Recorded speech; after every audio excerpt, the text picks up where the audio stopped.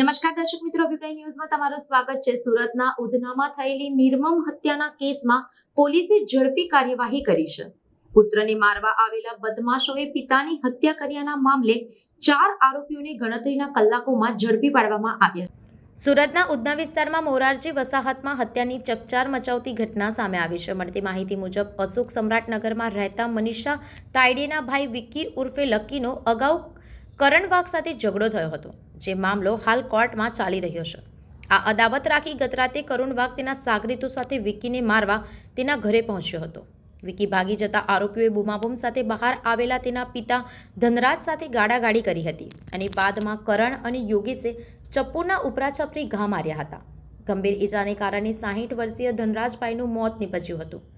ઘટનાની જાણ થતાં ઉધના પોલીસે હત્યાનો ગુનો નોંધી ઝડપી કાર્યવાહી કરી અને ગણતરીના કલાકોમાં યોગેશ નગરાડે, કરણ ઉર્ફે દીપક વાઘ, વિશાલ ઉર્ફે રાજ વાઘ અને રાજવીર નગરાડેને ધરપકડ કરવામાં આવી છે। સુરતથી સુનિલ ગાંજાવાલા સાથે અભિપ્રાય ન્યૂઝ, વડોદરા। આવા જ વધુ સમાચારો જોવા માટે સબસ્ક્રાઇબ કરો અમારી યુટ્યુબ ચેનલને અને જોડાયેલા રહો ફેસબુક, ઇન્સ્ટાગ્રામ અને ટ્વિટર પર।